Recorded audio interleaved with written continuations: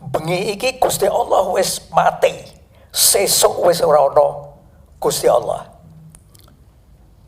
Malam ini Allah sudah mati. Besok tidak ada lagi Allah. Demikian beraninya, demikian bukan saja kurang ajar, biadabnya ucapan mengawali pembicaraan ini dengan mengutip dari buku saya, sebuah bab matine Gusti Allah. Itu yang terjadi pada tahun 63 sampai 65. Dalam sejarah negeri kita ini, itu belum pernah terjadi pelecehan, penghinaan kepada Tuhan dan menajiskan agama, itu seperti yang dilakukan oleh PKI. Dan pada waktu itu, untuk seni budaya itu organisasinya ada Lekra. Dan semuanya itu untuk mentes bagaimana mereka sudah gagal pada tahun 28, gagal lagi tahun 48, dan kemudian tidak ingin gagal lagi pada tahun 65. Saya mengutipkan bagian dari sejarah itu yang banyak dari kita lupa, dan untuk generasi yang baru malah belum tahu bahwa ada satu rangkaian pementasan yang dilakukan, dan itu yang sangat awal itu ada lutruk, ada pertunjukan lutruk, judulnya tidak tanggung-tanggung, matine Gusti Allah. Dipentaskan 1,5-2 jam, dan kemudian ketika sudah selesai, pembawa acara itu menyampaikan kata penutup, bengi iki Gusti Allah wis mati, sesuk wis ora ana Gusti Allah. Malam ini Allah sudah mati, besok tidak ada lagi Allah. Demikian beraninya, demikian bukan saja kurang ajar, biadabnya ucapan mereka itu. Nah, di mana ini terjadi? Itu di Desa Ngronggo, Kediri, Jawa Timur. Pada tahun berapa? Tahun 64. Nah, pada waktu itu kelompok lutruk itu keliling itu di Jawa Timur, di Jawa Tengah, tahun 63, 64, 65. Banyak dari kita lupa itu, tapi lebih banyak lagi tidak tahu bahwa hal ini terjadi. Nah, kemudian bukan saja judul matine Gusti Allah, ada lagi judul yang lain. Gusti Allah jadi manten, Allah menjadi pengantin. Kemudian rabine Gusti Allah, perkawinan Allah. Kemudian Gusti Allah mantu, Allah bermenantu. Rabine malaikat menikah. Kemudian Gusti Allah bingung. Nah, ini semuanya ini terjadi. Kenapa mereka melakukan ini? Mereka menyiapkan situasi untuk merebut kekuasaan. Jadi apa yang terjadi, perebutan kekuasaan di sana pada tahun 65 itu bukan begitu saja terjadi secara politis, tapi di bidang seni budaya ini yang mereka lakukan. Nah, tentu saja masyarakat tidak, walaupun pada waktu itu memang PKI sangat dominan, mereka bukannya diam. Nah, seperti misalnya Gusti Allah jadi manten itu di Prambon, itu begitu dipentaskan, umat Islam tidak terima itu, dan kemudian digerebek pementasan itu bubar sampai bubar. Pemain-pemainnya oleh Banser itu dihajar, dipukuli pada tahun 65. Di Kecamatan Kampak di Jawa Timur itu Rabine Gusti Allah itu juga begitu. Mereka kalau di dalam politik umat tidak berani melawan, takut.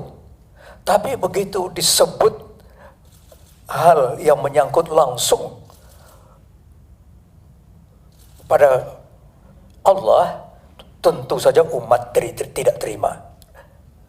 PKI pada waktu itu terkejut, loh, umat Islam kok berani? Betul-betul pada waktu itu reaksi luar biasa. Di Kecamatan Papar, Kediri, itu Gusti Allah mantu, Allah bermenantu.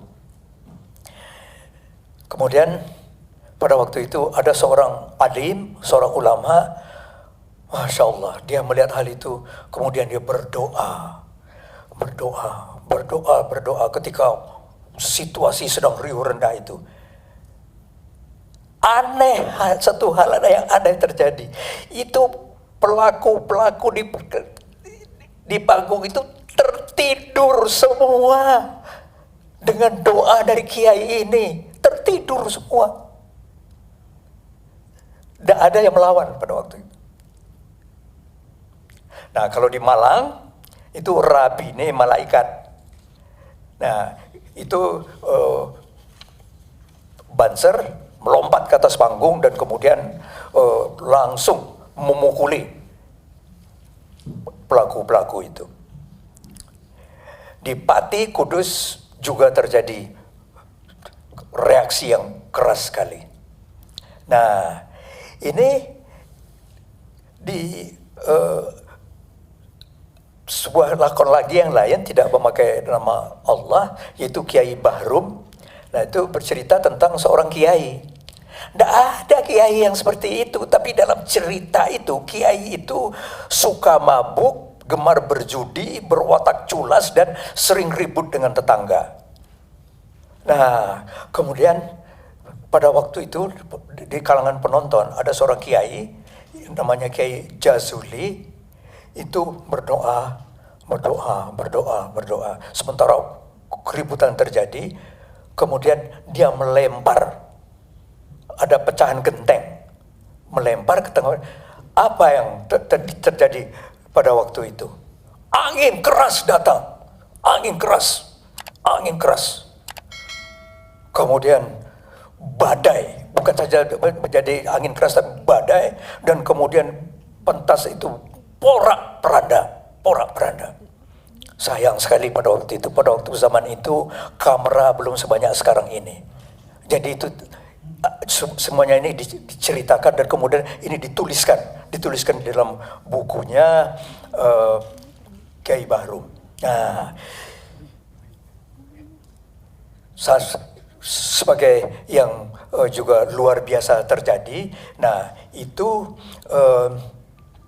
di Kanigoro di Jawa Timur. Nah, ini sering dicatatkan di dalam sejarah, banyak dari kita yang tahu, itu yang dilakukan oleh PII, Pelajar Islam Indonesia di Jawa Timur. Pada waktu itu bulan puasa, ada pelatihan-pelatihan yang biasa dilakukan tapi ketika mereka sedang istirahat, tiba-tiba pemuda rakyat datang menyerbu, dan kemudian yang anak-anak yang pelajar-pelajar yang sedang tidur itu semuanya dipukuli, dan yang tidak bisa diterima oleh pelajar-pelajar itu adalah Quran yang ada di masjid itu dikeluarkan, disebar di lantai, kemudian diinjak-injak Quran itu di situ. Tentu saja lantas terjadi perkelahian pada waktu itu. Kalah pelajar-pelajar ini, dibawa ke lapangan, dipukuli di sana. Nah, besoknya baru pembalasan terjadi. Sesudah mereka itu pulang dan kemudian melapor tentu saja kepada orang tua dan sebagainya, akhirnya terjadi perkelahian besar besoknya. Jadi sesudah malam itu. penipuan-penipuan yang mereka lakukan, ini ada contoh besarnya, yaitu pada tahun 40 dan tahun 50. Ada 3 tokoh ulama, Haji Misbah dari Solo, Datuk Batuah dari Kotolawe, dan kemudian dari Sumatera Barat, dan kemudian Haji Adnan dari Tegal. Nah, ketiga kiai ini bersimpati kepada PKI. Loh, kok kiai-kiai bersimpati kepada PKI? Karena mereka kemudian diberitahu oleh orang-orang PKI, oh kita ini pro kepada rakyat kecil, pro kepada petani-petani, dan kemudian kita harus memberikan kehidupan yang layak. Nah, kemudian apa itu program itu?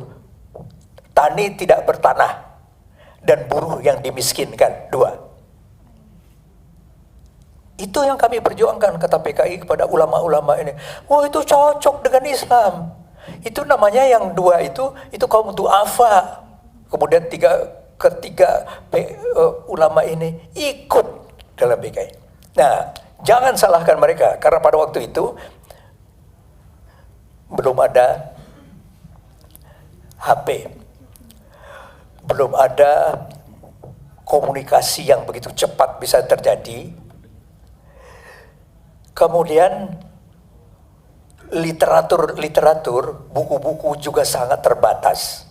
Dan kemudian kepada ketiga kiai itu dicoba supaya jangan dia membaca buku-buku yang ada itu.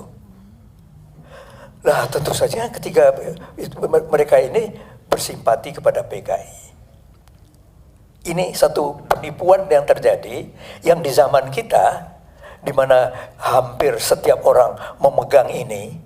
Bahkan ada keluarga yang memegang bukan 1, tapi 2. Bukan 2, tapi 3. Dalam zaman seperti ini, hal itu tidak akan pernah terjadi. Tapi pada waktu Kiai Misbah dan kemudian yang bertiga yang saya sebut tadi, itu terjadi. Dan ini bukan di Indonesia saja. Mereka melakukan ini di negeri-negeri lain yang mayoritas Islam, seperti misalnya Uzbekistan di Uni Soviet, dan itu seterusnya. Nah, di dalam keadaan yang berkelibut seperti waktu itu, bagaimana dengan ulama-ulama kita? Tentu saja ulama-ulama kita tidak diam melihat itu, kemudian akhirnya dilaksanakanlah Muktamar Nasional itu pada bulan September tahun 57. Ini penting sekali, ini kita ingat. Ini di dalam sejarah ulama-ulama kita tidak diam. Ulama-ulama kita sebanyak 609 orang berkumpul di Palembang, merasa sangat resah, sangat gelisah melihat keadaan seperti itu. Ayo sekarang kita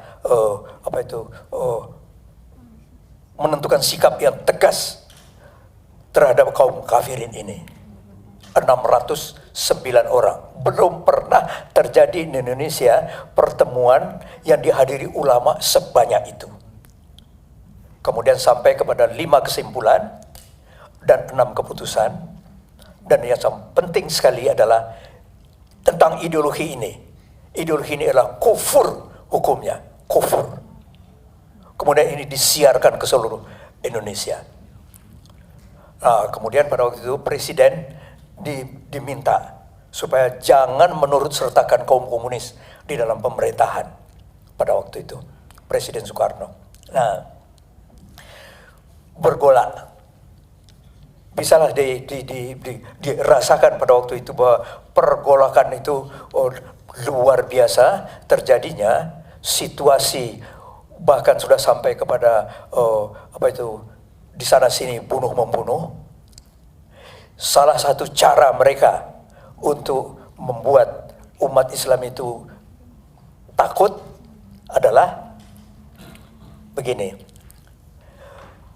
Kita punya satu kebiasaan sholat subuh bersama-sama di masjid.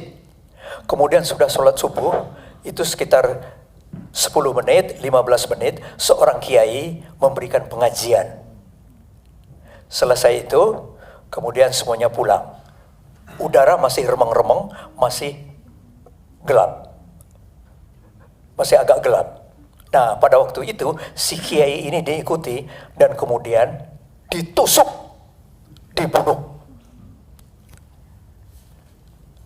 Tentu saja umat yang bersama-sama pada waktu itu melihat siapa ini yang menusuk ini, ketahuan, dia lari, dikejar, ditangkap. Dan kemudian urusan diserahkan kepada polisi. Dan apa yang terjadi pada waktu itu? Polisi memeriksa, ternyata yang menusuk ini orang gila. Dan orang gila dibebaskan. Ini terjadi pada waktu itu, dan itu berkali-kali terjadi. Berkali-kali terjadi. Bapak-bapak dan ibu-ibu sekalian, di abad 21 ini diulang lagi sekarang. Ini diulang lagi. Sudah ada 3 peristiwa yang saya catat dari HP saya ini terjadi. Ini diulang, sejarah itu diulang kembali. Nah, saya kembali kepada situasi pada waktu itu. Nah, kemudian pada situasi pada waktu itu, sesudah Gestapo gagal, nah kemudian MPRS itu mengeluarkan sebuah ketetapan, sebuah undang-undang. Ini ada di halaman 4. Ini penting sekali untuk kita ingat bahwa keputusan MPRS nomor 25 tahun 66 itu membubarkan PKI dan sebagai organisasi dinyatakan terlarang di seluruh Indonesia dan dilarang menyebarkan dan mengembangkan ajaran Marxisme-Leninisme. Itu nomor 1. Nah, kemudian 33 tahun kemudian oleh Presiden Habibie, nah dikeluarkan pada waktu diundangkan Undang-Undang RI nomor 27 tahun 99. Sekali lagi, penyebaran ideologi komunisme, Marxisme, Leninisme itu dianggap sebagai kejahatan terhadap negara.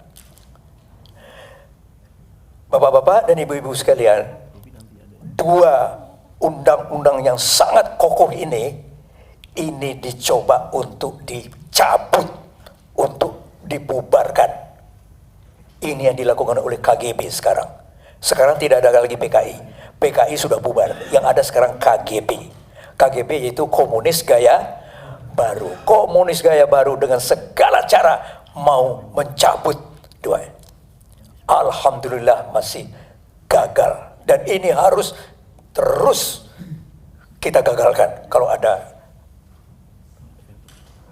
ikhtiar-ikhtiar semacam itu.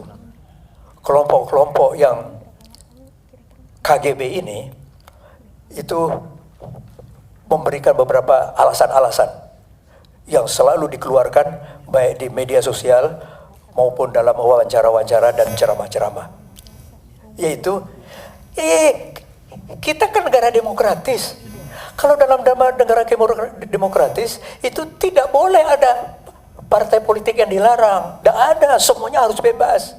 Itu kata mereka, selalu mereka mengatakan itu, dan kita kemudian juga aduh kita lemah ini. Indonesia negara demokrasi, sebagai tidak boleh ada partai-partai yang dilarang, kata mereka. Dan kemudian kita setengah-setengah mengangguk percaya. Jangan percaya ini. Karena apa? Itu di beberapa negara itu partai politik itu ada yang dilarang dan bisa. Di mana itu? Republik Federasi Jerman, di Rusia, di Malaysia, di Singapura, di Brunei, itu partai komunis itu dilarang di sana. Tapi kita lalai untuk mengatakan kepada mereka bahwa tidak boleh ada partai politik dilarang. Kemudian kita katakan, di negara-negara ini, di Jerman, Rusia, Malaysia, Singapura, partai komunis dilarang. Ini kita lalai menyampaikan ini karena barangkali kita lupa. Jadi kalau kita berhadapan dengan orang-orang itu, selalu kita katakan bahwa negara demokratis, ya negara demokratis, tetapi partai politik yang melawan demokrasi itu dilarang. Dilarang. Nah, disebutkan bahwasanya itu hak asasi manusia, kata mereka. Situasi yang semacam itu adalah situasi sakit. Jadi apa yang kalian sebutkan itu kalian membela hak asasi sakit. Bukan hak asasi manusia, tapi hak asasi sakit. Manusia yang sakit itu wajib disembuhkan. Kita harus mengobati mereka. Begitu caranya kita berdebat melawan mereka itu. Nah, di sekitar kita ada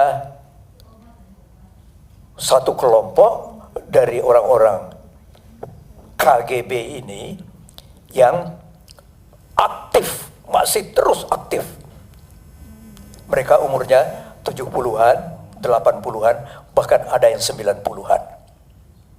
Saya lihat ada aktivis-aktivis zaman itu di Solo, di Jakarta, mereka aktif lagi sekarang, dan itu aktivis-aktivis yang sebaya dengan saya.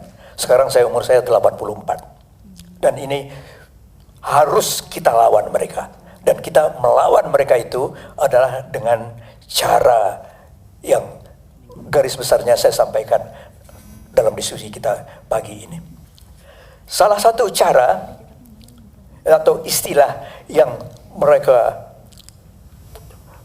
lakukan, dan ini mereka tidak bosan-bosannya, walaupun ini adalah suatu di belakang itu adalah kebohongan, yaitu taktik ujuk-ujuk. Nah, ujuk-ujuk ini dari bahasa Jawa yang artinya tiba-tiba. Mereka selalu mengatakan, wah, tiba-tiba kami pada tahun 65 itu ditolimi, ditangkapi, disembelih, dibunuh, ujuk-ujuk. Kami tidak bisa membalas. Kami membalas itu sekarang. Sebab dari apa yang terjadi itu tidak pernah mereka sebutkan. Tidak pernah mereka sebutkan. Mereka tutup-tutupi. Nah, ini yang kita hadapi sekarang. Taktik ujuk-ujuk ini. Ujuk-ujuk ini.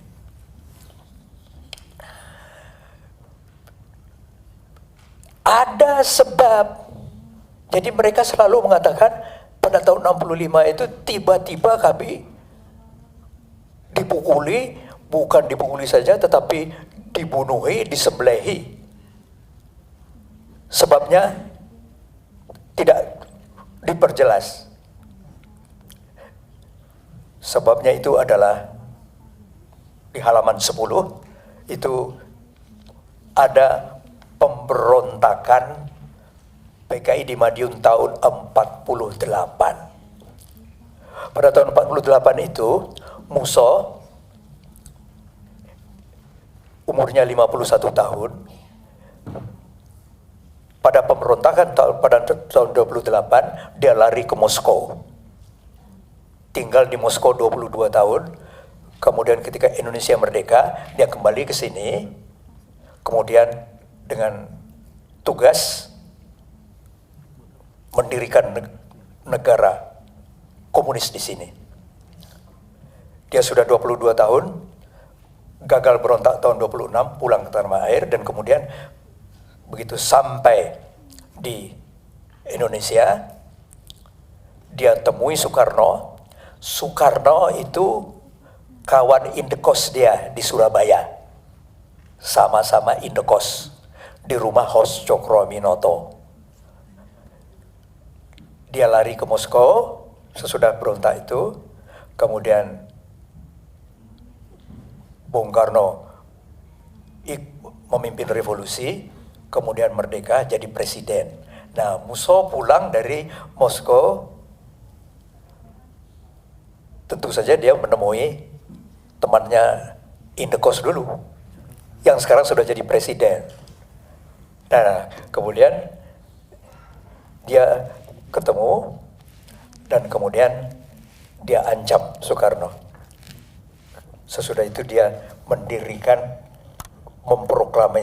memproklamasikan Republik Soviet di Madiun pada tanggal 18 September tahun 48. Pada hari kedua, tanggal 19 September, dia menyembelihi kiai, santri, dan pamong praja di Blumbang,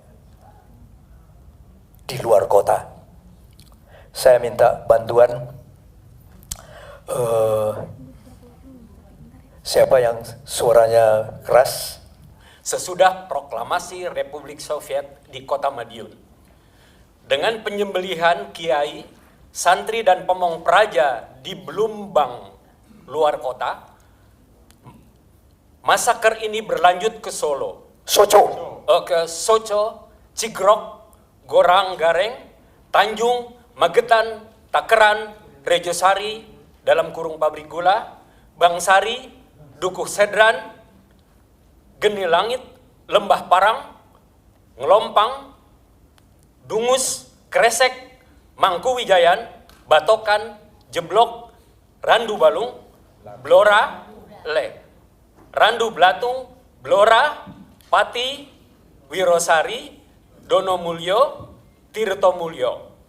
Di setiap tempat itu, PKI menjagal 25 sampai 100 rakyat anti komunis. Lubang-lubang pembantaian, petualangan PKI di Madiun, tim Jawa Pos, Maksum, Agus Sunyoto, A. Zainuddin, Grafiti tahun 1990. Terima kasih. Nah, fakta bahwa mereka melakukan penjagalan yang semacam ini, dan itu bukan di satu tempat, dua tempat, tiga tempat, tapi Soco, Cigrok, Gorang Gareng, Tanjung, Magetan, Takeran, Rejosari, Bangsari, Dukuh, dan seterusnya. Ini terkubur dalam buku sejarah, tidak kurang diketahui. Ini harus disampaikan kepada mereka. Ini yang menyebabkan kemudian menyebabkan cara mereka untuk menyerobot kekuasaan itu dengan berdarah semacam ini di Madiun. Di Madiun. Di Lubang itu direntangkan tangga, kemudian bupati itu ditelentangkan di atas tangga itu, dan kemudian perutnya itu digergaji perutnya itu sampai putus, dan kemudian masuk ke dalam lubang itu. Rakyat yang ada di tempat itu ingat itu mengenai itu. Ada dituliskan di buku sejarah, tapi buku sejarah tidak dibaca atau dihapuskan. Kita harus ingatkan ini kembali.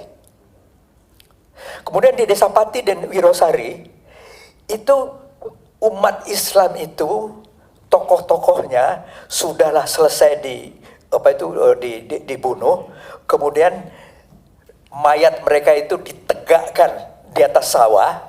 Bagaimana cara menegakkannya itu? Bambu yang runcing itu ditancapkan dari anus mereka ke atas, kemudian bikin berdiri. Yang laki-laki, yang perempuan minta maaf juga dilakukan itu, ditusuk juga dari bawah. Kemudian ada satu kejahatan lagi yang lain, ini dicatat.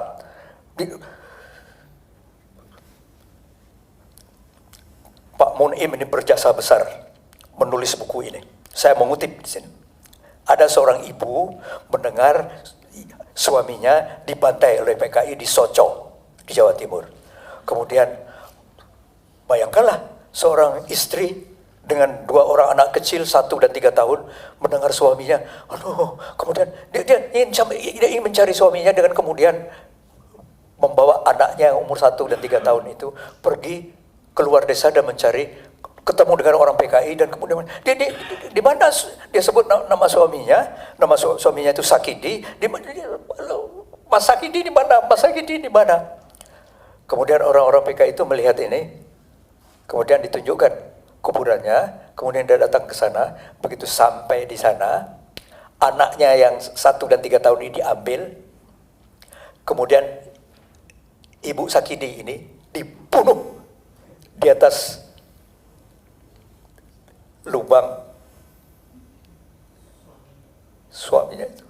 Kemudian dicorokkan, dimasukkan ke dalam. Anaknya diselamatkan oleh adik Sakidi. Nah, ini lah kejahatan yang mereka lakukan. Tolong dibaca lagi yang dalam kotak, Pak.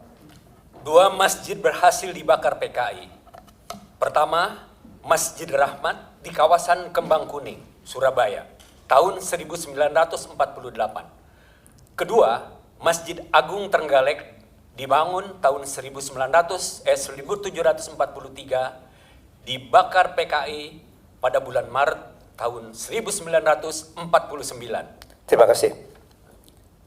Dalam sejarah Indonesia, itu belum pernah ada terjadi masjid itu dibakar. Kolonialis Belanda saja tidak berani melakukan itu, tapi PKI melakukan itu. Dan ini dicatat di dalam sejarah, dan mari kita ingat, ini sebagai dosa besar PKI, yang ini nanti pada satu waktu kalau mereka berkuasa, mereka akan lakukan lagi. Kemudian mereka melakukan yel-yel pada waktu itu, sangat terkenal yel-yel di PKI di Madiun itu. Tolong dibaca, Pak, yel yang dalam kotak kedua itu. Pondok bobrok, langgar bubar, santri mati. Pondok bobrok, langgar bubar, santri mati. Pondok bobrok, langgar bubar, santri mati.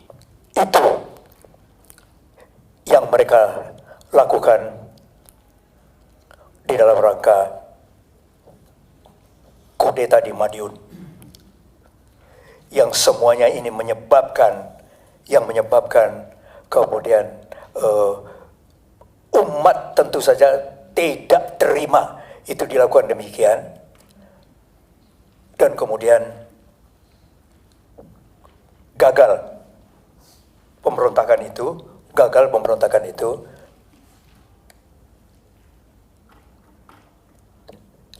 50 tahun kemudian, orang-orang KGB itu berkata, kami tidak ada melakukan apa-apa, itu ujuk-ujuk kami dibunuhi.